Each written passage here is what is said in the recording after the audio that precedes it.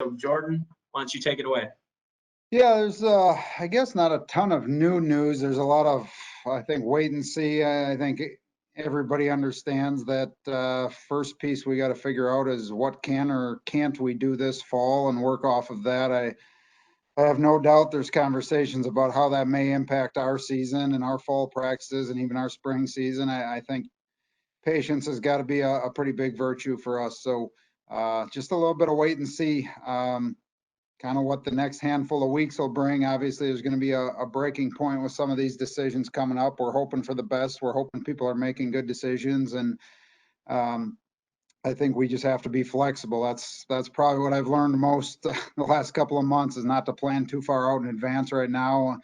You know, I know Perk's on this call, and I'm sure it's even harder being in your shoes, having to run the whole department with it. We got Jake Sable on here who's trying to run a program, and it's a challenging time, but excited for whenever we can get our students back here, hopefully in a month or so, just to see those guys again, and not even talk about the practice end of things. But it's just really weird to be, 4 months removed from the last time we've seen these guys, and just want to get them back in our view and reconnect and do the things we love to do, which has as much to do with off the field connecting with these guys as on the field. So not a ton of new stuff right now, but recruiting's been interesting. We've actually had a commitment yesterday. I guess I'm not allowed to talk beyond that without having a violation, but that part keeps moving forward virtually, and we do the best we can with what we've got.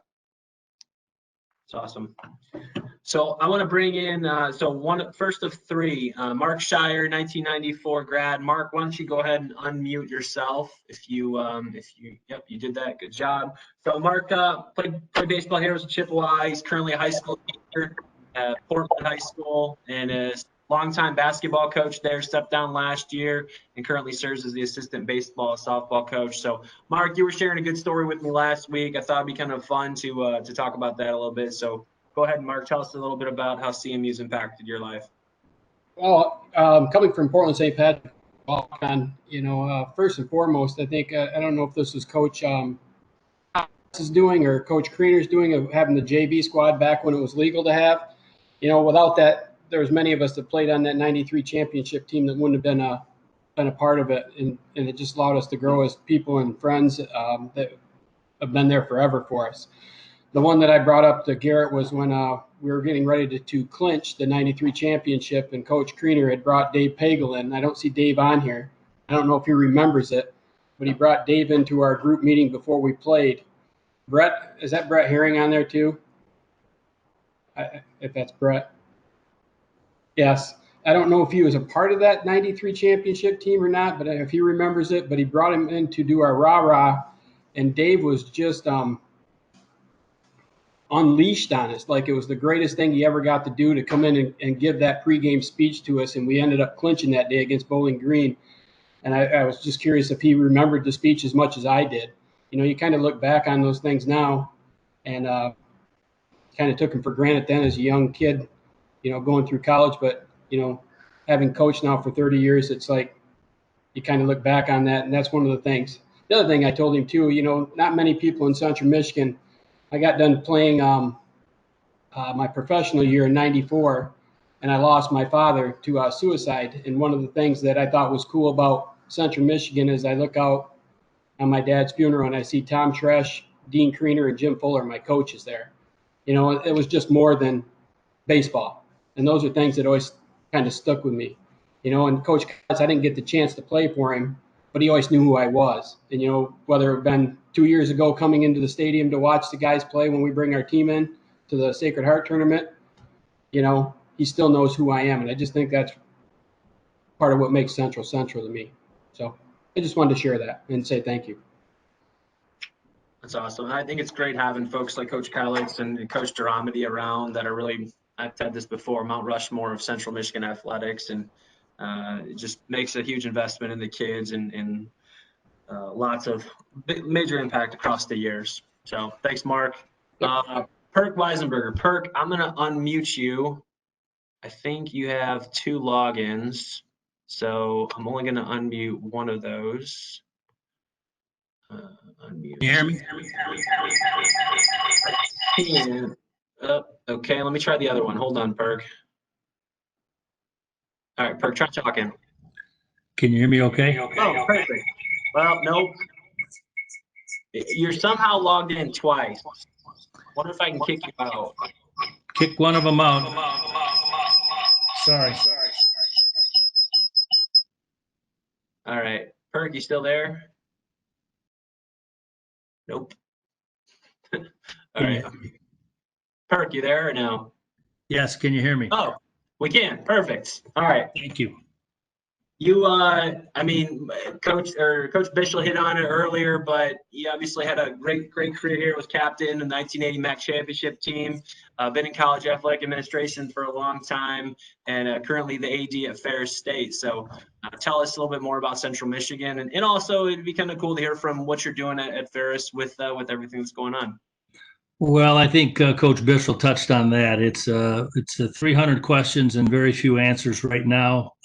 Trying to just get ready for what has seemed like a long, long time, and now we're getting really close to the beginning of the season with a lot of unanswered decisions to make. Obviously, so we're in the same boat as everyone else. I think that's probably the best thing. There's no competitive advantage right now, and the young people are all in the same boat, whether you're a baseball player, basketball player, D1, D2, D3. So we're just trying to navigate the waters, but I appreciate the opportunity to jump on here, and didn't know Dave Kylitz was going to be on. Now I got to change my stories a little bit, but the CMU baseball experience to my era and the people that I've been associated with, and I was around in 1977 when Central won their first MAC championship. And that was an extremely talented team. I wasn't eligible then. I was a transfer from Michigan, so I sat out. So I played 78, 79, 80, and we had some extreme talent in all of those years, but we didn't do so well in 78 and 79, and by so well, we didn't repeat what 77 did in terms of capturing a MAC championship and then playing in the NCAA. And I tell student athletes whenever I get the opportunity to that there isn't any greater thrill, at least in my mind, maybe other than graduation, to me as a college student athlete, and other than being able to play, being able to call yourselves one of the 32 or the 48 or the 64 teams in an NCAA national tournament. And so that's always been my goal, to provide that opportunity for young people as an administrator. And our team going into that 1980 era, a lot of them that played, few of them that played in 77, I think were pretty much gone. I'm not sure there was very many of those left in 80. And, I guess we could say we underachieved in 78 and 79. And probably the two teams that we love to compete against the most, and were probably our biggest rivals, would have been Eastern Michigan and Miami of Ohio. And Miami of Ohio swept us on our home field in 1979. They went on to win the MAC championship, and we didn't like that. That's not anything that we wanted to see. You never want to see a team do that to you. They didn't clinch it then, but it was a key doubleheader victory for them. So we kind of pointed towards our doubleheader back in Oxford the next year. And we started out, we had a good spring training. We played well. We didn't start out the MAC season so well. We went 2-2 our first weekend. We split with Toledo, we split with Bowling Green. So we're 2-2. Still think we got a good team. We're going down to play Ball State, and then we're going to play Miami. We go down to Ball State and we throw Mike Breck and Kurt Young, two outstanding lefties, sophomores at the time, and we lost the doubleheader. And I don't know if Young got out of the first inning, and he had a 9-10 year major league career, and pitching coach for the A's and recently for the Padres. And but he was young. He was a sophomore. So we get beat by Miami. Now by Ball State. Now we're 2-4. We're going to Oxford, and they swept Eastern, and they threw their 3-4 against Eastern. So we're facing their number one pitcher, Bill Long, who had a 5 or 6 year major league career with the White Sox and other teams. And we're throwing a junior right-hander, Mark Fellows, who was a very good pitcher. And Mark competed his hind end off, and we beat them in that first game, courtesy of a 3-run, as Doug Wabick likes to call him, monkey, a 3-run monkey off of Billy Long. And we went on to beat Miami in game 1. And we were wounded. We were not feeling good. Wabick didn't play. He had a bruised up heel or something. He couldn't run. and we just threw 1 and 2 the day before and got beat. And so we had to go into Oxford, and we swept the Redskins at the time, if you will. Our fourth pitcher that day, after Mark Fellows stuffed Miami in game 1, we had to go with freshman Dave Schultz in a starting role. And we told, we didn't tell him, we just backed him up. Coaches told him, go as far as you can, and then we'll find somebody to finish up. And we brought in Kurt Young to finish up. And we ended up sweeping Miami. I think we won 16 out of our next 17 games after that, and won the MAC championship, and then went on to play in the NCAA regional. So as far as championship moments, I would say that doubleheader right there, when you're 2 and 4 and you're much better than that, and you're wounded and you're beat up and your confidence is down, and we throw out Mark Fellows, who twirled the dandy, and then Dave Pago got us off the snide, as you talked about Pags earlier. He hit one of the biggest home runs, one of the biggest clutch hits probably of our season. And so that catapulted us, and we were happy to obviously take the championship away from Miami. And we ended up on the final weekend of the season. It was a rain weekend, and I don't think there was too many games being played in the Midwest, and we were tied with 2 or 3 other teams for the lead. And I got to give an assist to Western Michigan, believe it or not, and Fred Decker. He found a way to get his field ready, and we played him, and we beat him. We were the only MAC game, I think, to be played that weekend.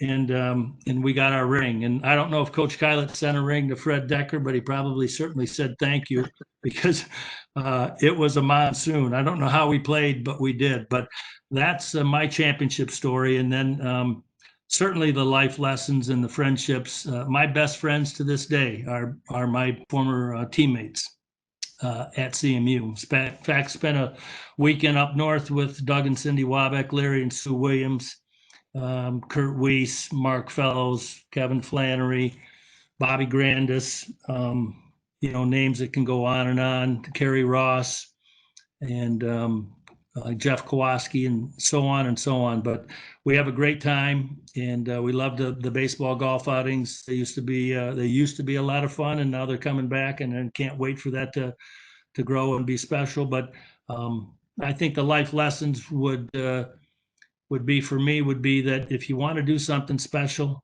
and we wanted to win a championship, then you got to work hard, and you got to put in the time, and you got to make a commitment. And we practiced the fundamentals and worked on the little things over and over and over until they were good, until we were mastered them. Whether it was taking a lead, stealing a base, hitting the cutoff man, getting the out, putting a bunt down, we were good that way. But I think the biggest attribute that our team had in 1980 that won that championship was that we were gritty, we were gutsy, and we had not won a championship, and we were not leaving Mount Pleasant without putting a ring on our finger. So we're proud to say that the 1980 team was the second team at the Division I level to win a MAC championship for CMU athletics. And a lot of great players before us and a ton after us, and just very, very proud of the program, and certainly proud of the job that Dave Kylitz and Dean Kriener and all the other names that have been mentioned previously have provided young people at CMU. And now we're not so young, but we're still Chippewas at heart all the way.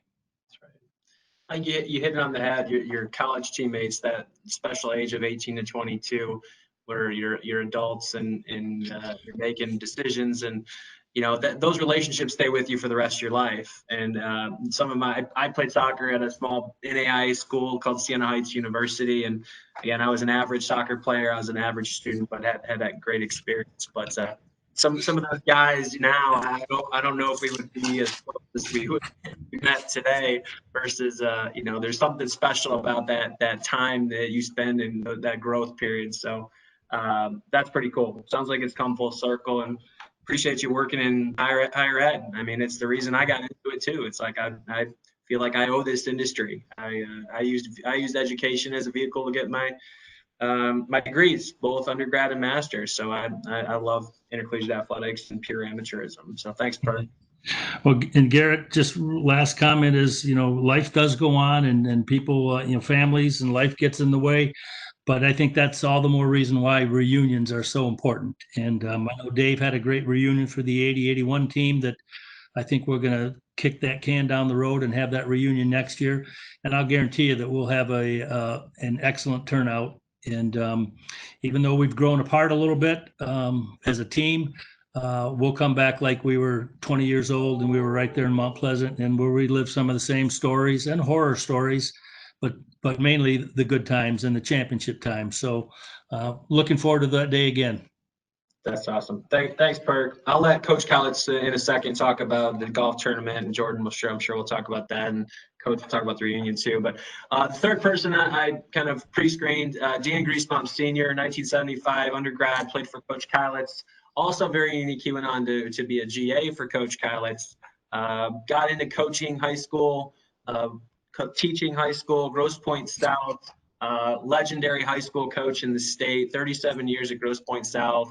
Just finished about 840, 850 wins and 2 state championships. So Dan Griesbaum Sr., I think I've unmuted you. Why don't you go ahead and share some of your CMU stories?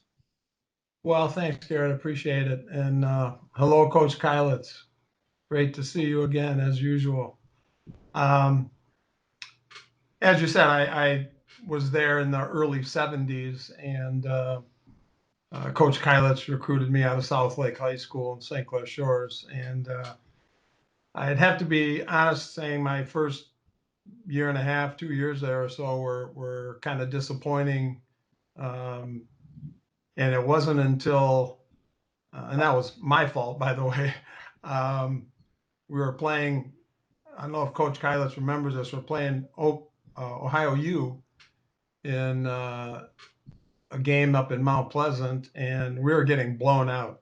It must have been 19 to something. I can't remember exactly what it was. And Coach told me I was going in the game, and it was my real first varsity competition. And fortunately, that day I went 3 for 3. I had a home run my first at bat. I went 3 for 3. And from that point on, it was kind of, I guess, a defining moment for me to be able to carry into the next couple of years. And that was really toward the end of my sophomore season in 73. 75, one of the things that stands out was doubleheader against Eastern Michigan. And as most of you probably know, they had a couple of decent pitchers there, and Bob Ochinko and Bob Welch. And we had Chris Knapp at that point. Ochinko, as you know, Welch and Knapp all played professionally in the major leagues. And that doubleheader, I think, Coach, you can correct me if I'm wrong, there might have been about 3-4 runs total scored between both teams in the doubleheader. I think we lost to Ochinko 1-0.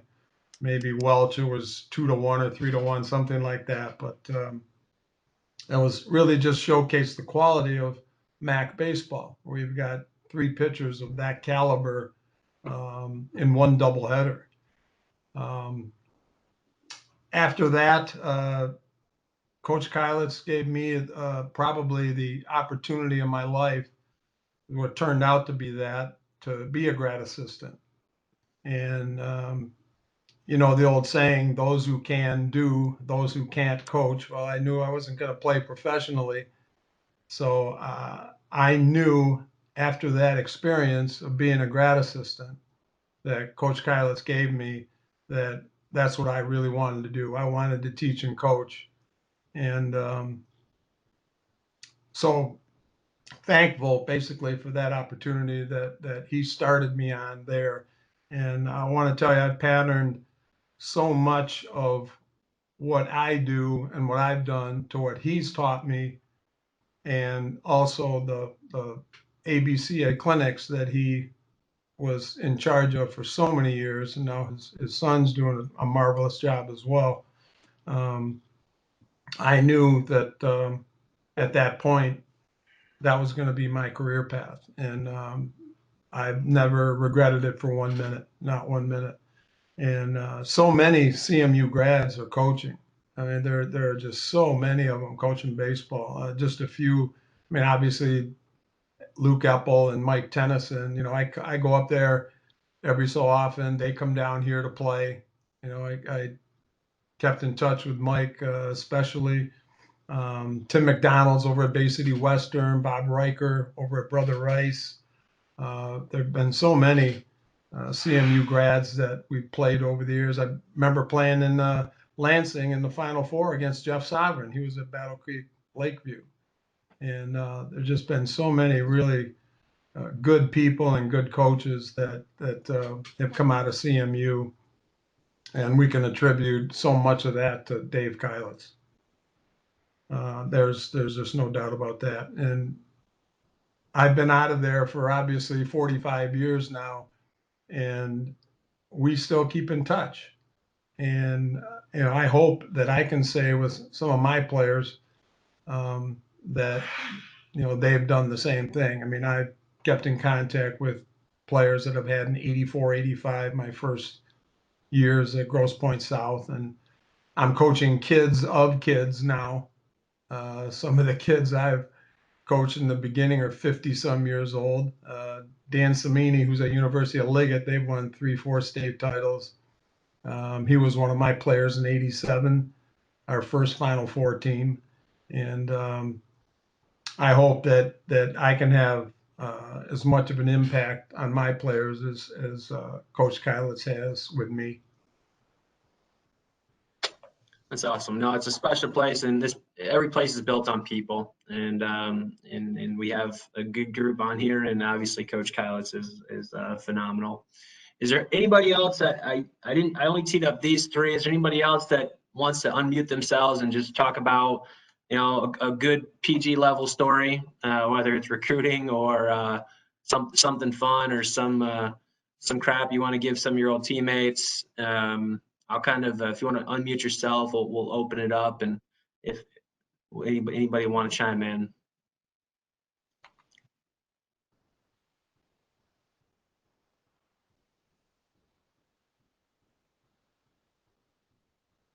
All right, last chance.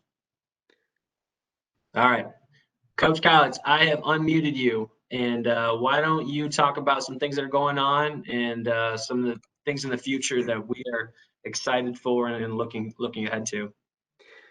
Thanks, Garrett. First of all, let me mention I'm really excited the three young Chippewas you just had on. Mark, I didn't get a chance to coach, but I had an opportunity to watch him play and lead Coach Kriener's team to championships.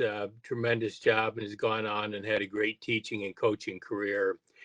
Perk and I go back, I watched Perk play Little League Baseball. His family's a legend here in Mount Pleasant. Perk signed to play football at the University of Michigan, probably one of the greatest athletes, high school athletes ever to come out of Mount Pleasant. And I remember taking Perk to lunch at the University Center, and I said, Perk, I'm going to wish you nothing but the best at Michigan. But for some reason, if football doesn't work out there, I'd love to have you come back and play baseball for us. And Perk went there and got injured in football, decided to come back and play baseball, and then, of course, had a great career for us.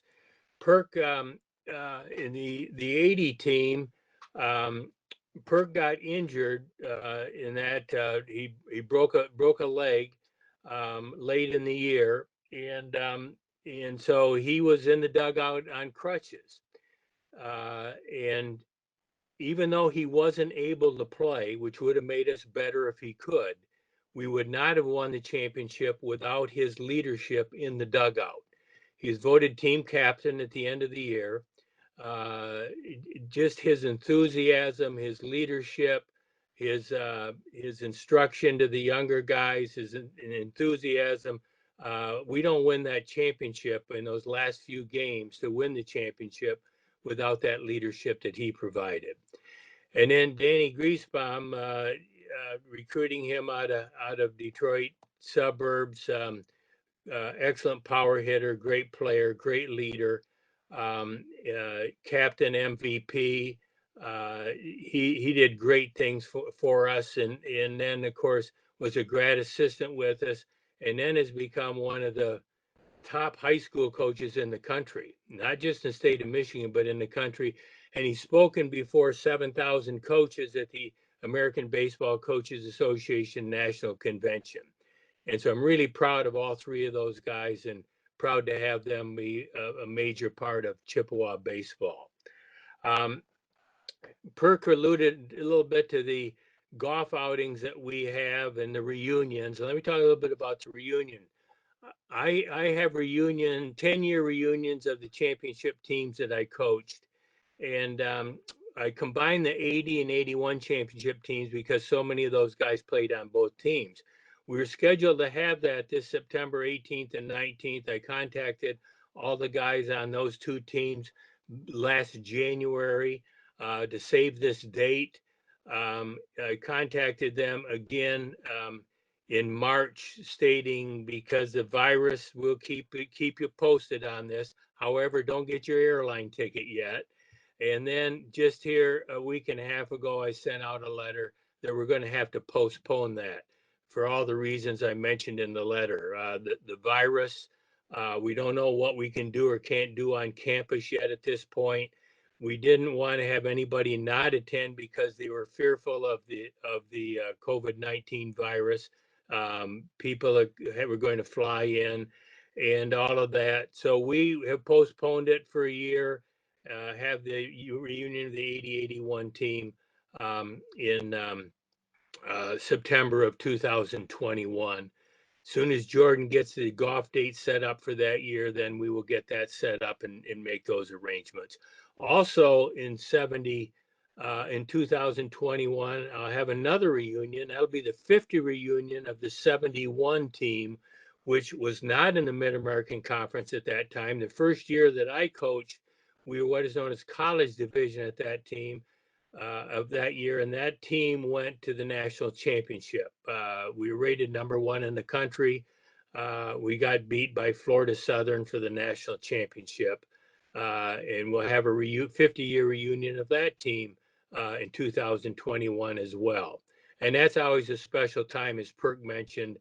It's probably the highlight of the year for me.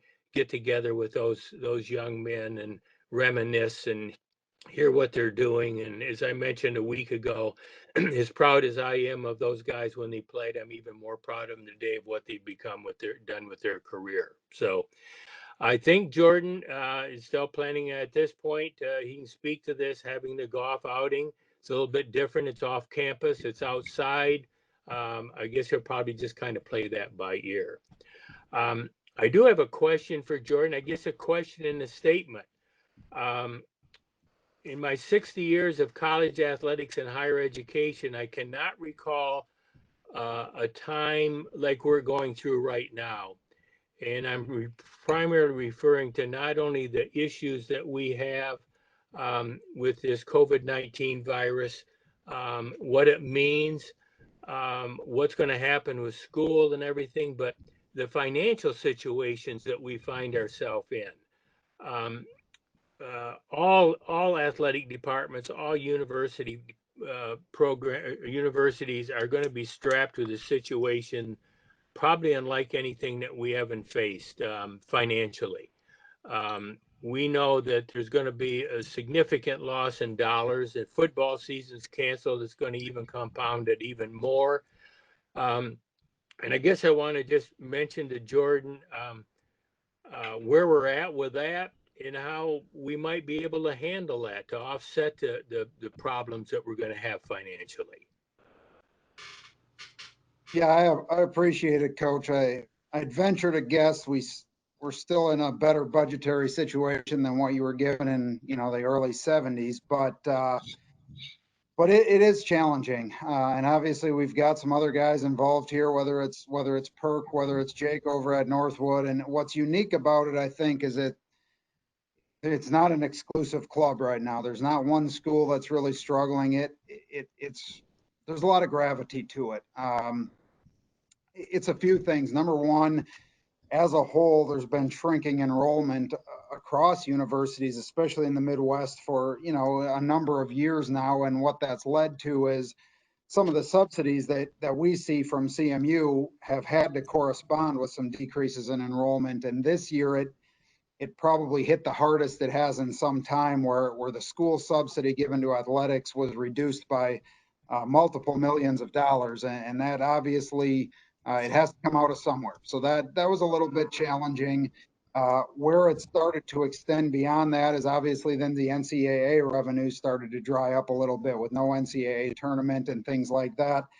And now we saw it last week with the Big Ten deciding to go with a conference only schedule, a big part of our revenue stream. And this is a credit to Michael, our AD, and the department as a whole. When we see those guarantees coming in for football, those are not just directed to the football team. Those support all of our athletics programs. And again, not a CMU exclusive challenge, but the number of dollars we're working with as a program are 6 figures lower than what they were even probably 12 or 18 months ago. And it's challenging. Our coaches have taken some of the burden off with some pay cuts and some different things. And I'm not looking for sympathy from anybody, but we're all trying to do our part. But it's challenging.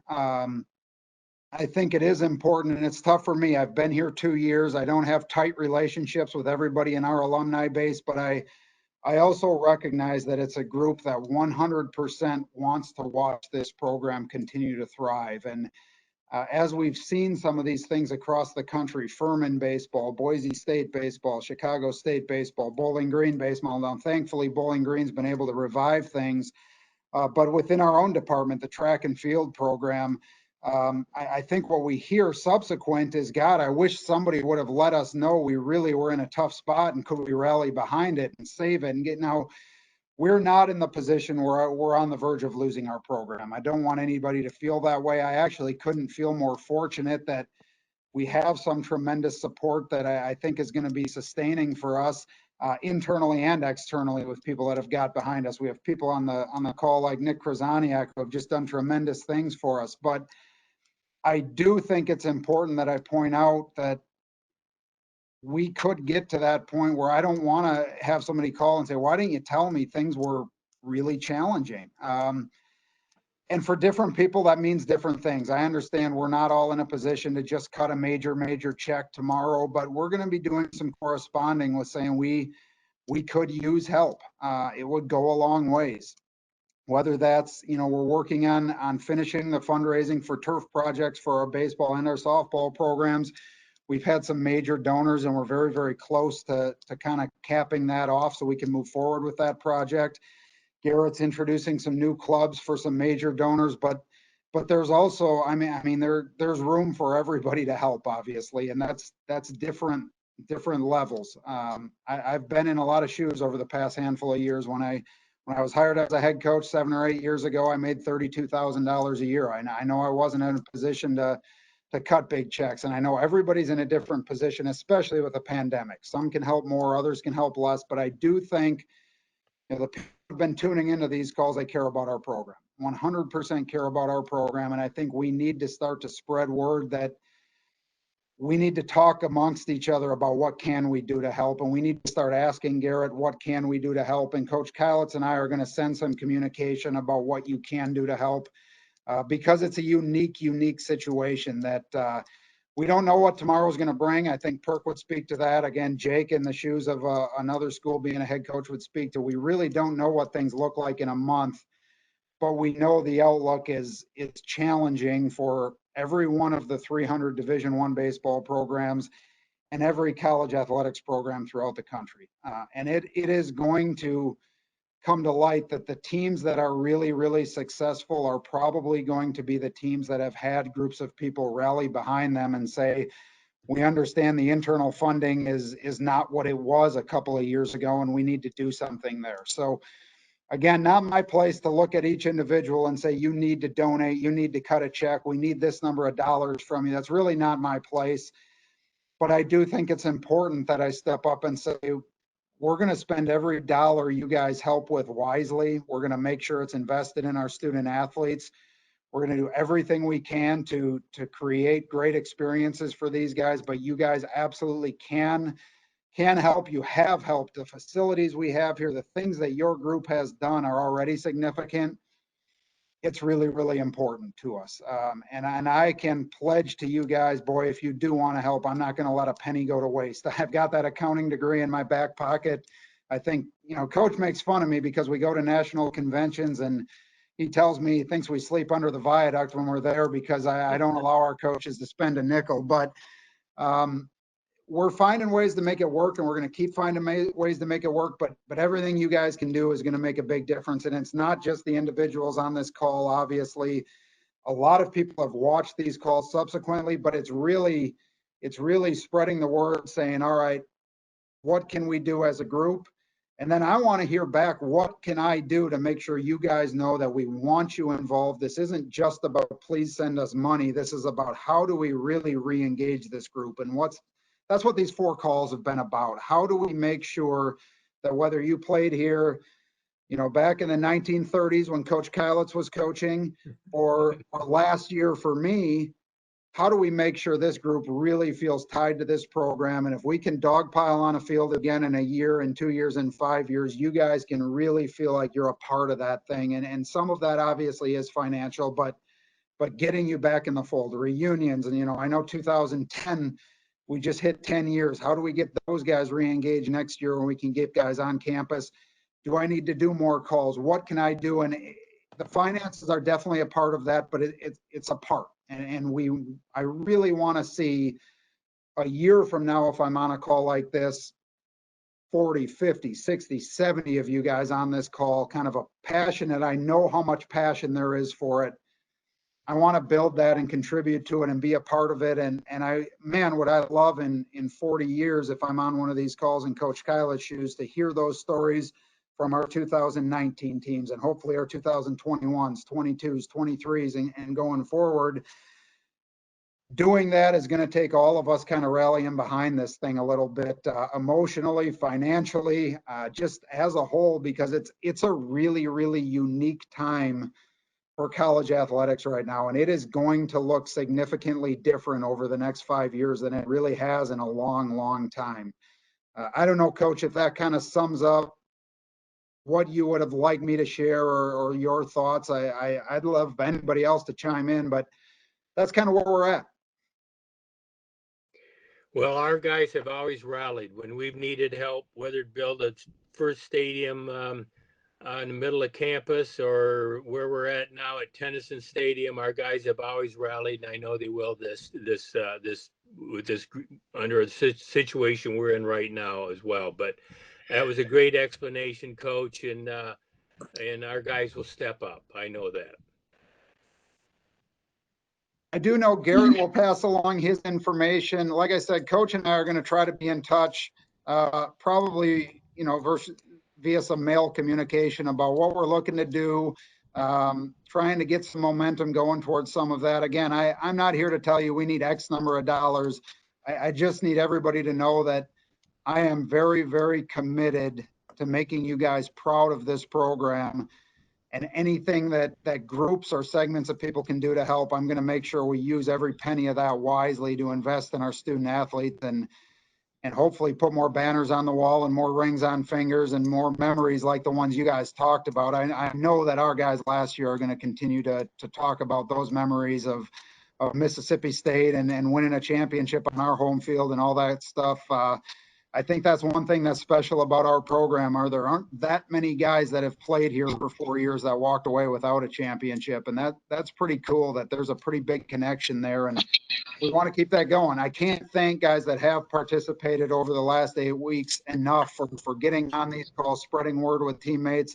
I know, again, some guys have watched it subsequent, but communicate directly with me. Call me, text me, email me, let me know what I can do to make sure it's still special to be a Chippewa baseball alum. That's really, really important to me. And I hope it's come through a little bit in these calls that I care a lot about the groups that have played before, even if I've only been here for 2 years. It's a big part of, you see it on the wall behind me, the guys that have won Player of the Year awards, the guys that have been academic all league, the guys that have been all conference. It's pretty darn special. And I couldn't value more the opportunity to try to drive forward continuing that tradition. And guys, I put bottom right corner of the screen. Hopefully you can see the chat option. I put my email, my cell. I think you all have been getting emails from me. I put Jordan's email on there as well. So if you have direct questions for him, you want to stay away from me, the true fundraiser. I can understand if you want to go straight to the head coach. But what I'll do now, guys, I'll unmute everybody, and it may get crazy, but I hope anybody else has anything else to add, or anybody else wants to talk a little bit, or just reflect on anything Coach or Perk or Jordan had to say, feel free to step up now. You're all unmute. It might go crazy, but Hey, Garrett, this is Nick Krasaniak. If I could just say a couple words, I want to say thank you to you and to Coach Bishel for organizing these calls. For me, it was a great renewal to hear what's happening at Central. It was great to feel reconnected through this way in a world that we're living in now. Zoom calls and those kind of things have become my life. So I really appreciate connecting with all of you. It's inspiring to have seen the players that you put forward. I was very impressed with Coach Bishel on the very first call when he spoke about the culture that he had created with the winning championship team in 2020. And I know why he created that, because of his relationship, his passion, his care that he's brought forward, which to me is very much what Central Michigan was all about in the time I was there, and the joy and pleasure that I had to play there. So, and I know you put Coach Kylitz on Mount Rushmore from an athletic standpoint and coach and things there, but he's even more on Mount Rushmore because he's a better guy even than all of those other aspects. So we've been very blessed throughout the time. I feel very fortunate that I've been able to help and support the program, and I will continue to do that. But I encourage other people to get back to the university and to see the team and support the team, because probably one of the best things that I felt not was only providing funding, but was being able there to talk to the team and be a part of the enthusiasm and the passion that is such a part of Central Michigan and meant so much to me and has been a part of my life so well. So I just want to thank you for all of this. We'll be there to support you. I know I will be in any way I can, and we'll continue to build those Chippewa championships. So I just want to say thank you. Thanks for sharing, Nick. Yeah. Thank you so much, Nick.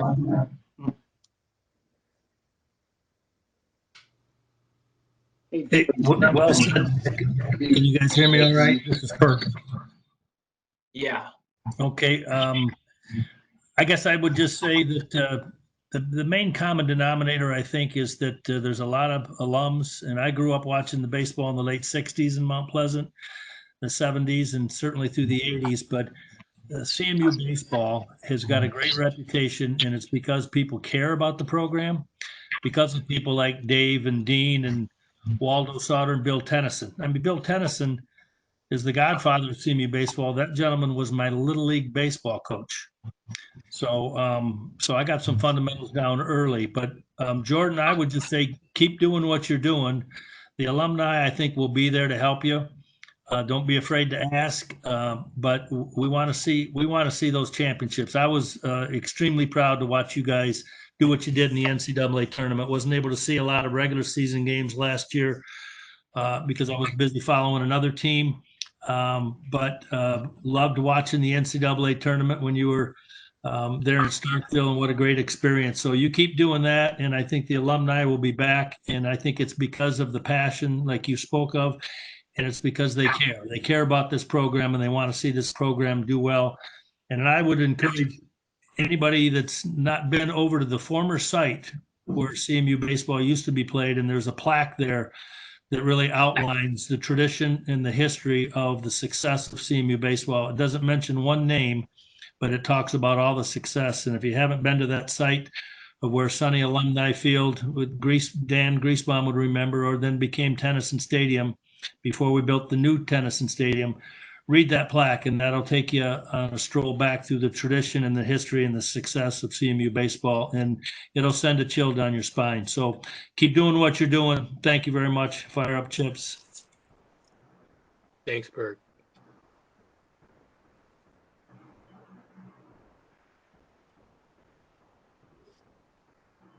Anyone else? Yeah, hey, Jordan, Aaron here.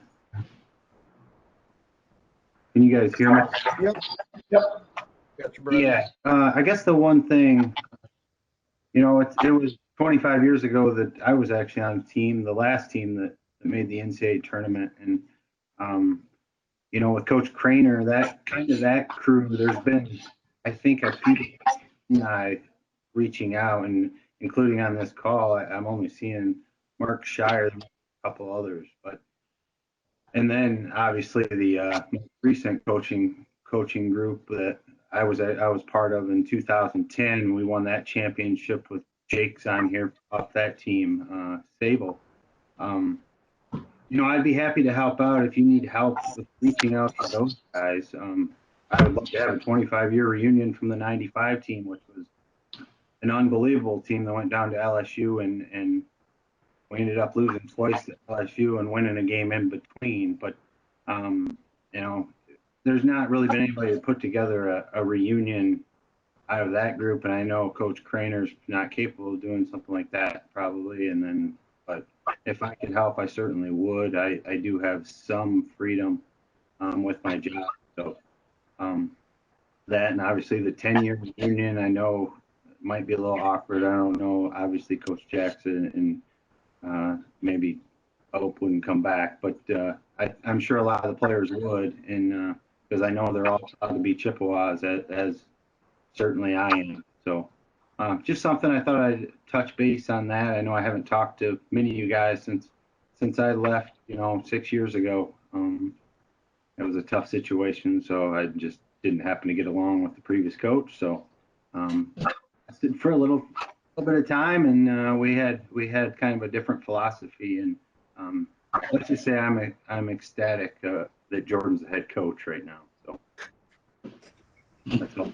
Yeah, appreciate it, bro. We can definitely connect. And, you know, I think next year, as we do the math, it starts to add up that there's a lot of, you know, maybe we need to start talking about a way that we really, really re-engage next fall between a 95 team, a 2010 team, 80. There's a lot of generations that are hitting a 5 or a 10-year mark. And, you know, there's always that elephant in the room with Coach Jackson. Obviously, we've got former player Jake. What I can say is I had some very, very, very kind texts from both Coach Jackson and Coach Hope last year when we won a championship. And I think that does speak to the pride in our program. Obviously, they probably have some mixed emotions with a lot of things, and I can't blame them, but I think it talks about our program to the extent that those guys were pretty stand up and send me some pretty kind words at the end of last year that it gets me a little bit choked up to talk about, even through some really, really tough transitional stuff that obviously impacted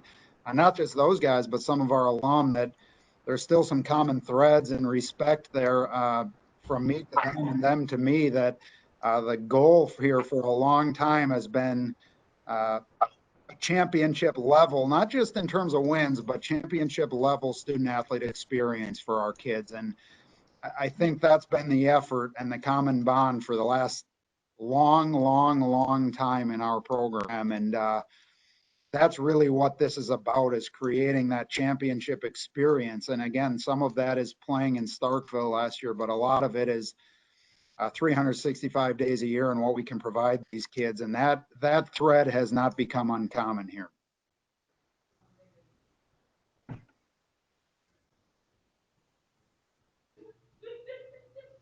All right. Anyone else? So there'll be more correspondence here the next 12 months, forever, indefinitely. We gotta do more, continue to do more engagement, do more calls like this, whether it's once a month, once a quarter, depending on coach's schedule. But I appreciate everybody joining in. It's a great time to be a Chippewa. I'm very fortunate to have the leadership, the institutional alignment with President Davies, Michael Alford, and Coach Bishel to run your program. This is your program. You guys built the foundation for us to support it. So we're very happy to be here, and thank you for joining us. We'll talk to you soon. Thank you, Garrett. Thank you, Thanks, guys. Garrett. Appreciate it. Thanks again, guys. Everybody stay safe.